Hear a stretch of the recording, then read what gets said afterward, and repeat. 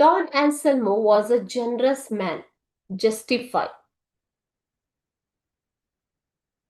Don Anselmo was a generous man. Justify. What makes you think that Don Anselmo was a man of principles? ಎರಡು ಒಂದೇನೆ. Answer ಕೂಡ ನಾವು already ನೋಡಿದೀವಿ. Don Anselmo was a generous ಅಂತಂದ್ರೆ ಏನು ಮಕ್ಕಳೇ? ಉದಾರ ವ್ಯಕ್ತಿ. ಯಾಕೆ ಅಂತ ಅದನ್ನ ನೀವು ಬರಿಬೇಕು.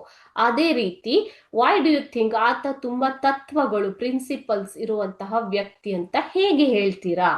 Okay, answer Don Anselmo was generous. ತುಂಬಾ ಉದಾರಿ ಆಗಿದ್ದ ಆತ. Okay, because he was a man of principles. ಯಾಕೆ ಅಂದ್ರೆ ಆತನಿಗೆ ಜೀವನದಲ್ಲಿ ತುಂಬಾ ತತ್ವಗಳನ್ನ ಆತ ಹೊಂದಿದ್ದ. He refused to take the extra money offered by the Americans for his land.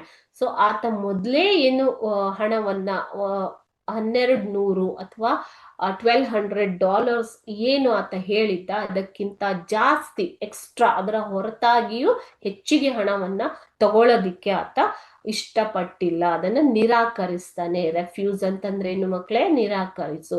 So ಇದನ್ನ ನೋಡಿದಾಗ ನಮ್ಗೆ ಏನನ್ಸತ್ತೆ? ಆತ ತುಂಬಾ ಉದಾರ ವ್ಯಕ್ತಿ ಅಂತ. Okay, so this shows us that he is very generous man. Okay, why?